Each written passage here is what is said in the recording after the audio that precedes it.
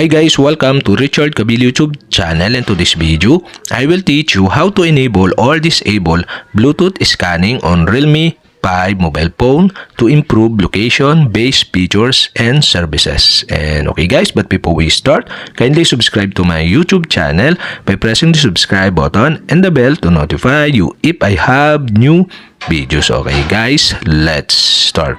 So okay guys, here in your Realme 5 mobile phone, you'll have to do is go to settings.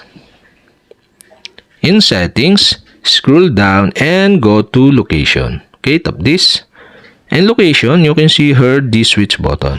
And okay guys, to turn on the location, you'll have to do is switch on the switch button on the right side.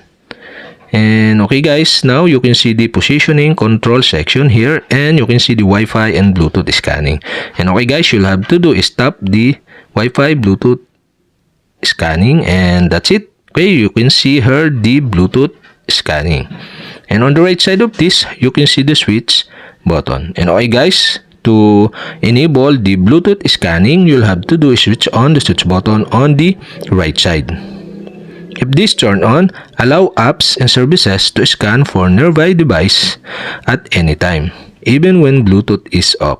This can be used, for example, to improve location-based features and services. And that's it. Okay, you have successfully enabled.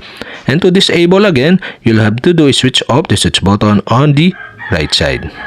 And that's it. Okay, you have successfully enabled or disabled Bluetooth scanning on Realme 5 mobile phone to improve location-based features and services. And that's it. Okay, if you have a question, kindly comment below. And don't forget to hit the subscribe button and the bell to notify you if I have new videos. Okay guys, thank you for watching.